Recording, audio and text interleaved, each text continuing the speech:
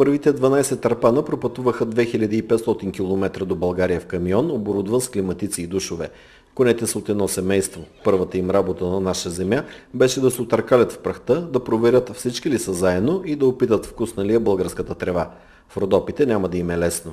Вълк никога не са виждали, ще се сблъскат с вълците и тревата може би ще бъде различно качество от холандската и вода по-малко ще им се налага да пият в началото. Това са затрудненията при тях.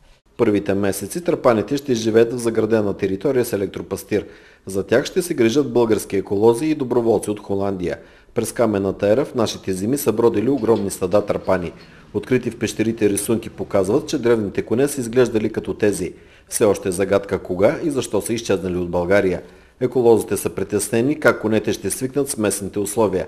Не по-малко безпокоени, но от конете са местните хора. Според мен ще бъдат противоречиви настроенията.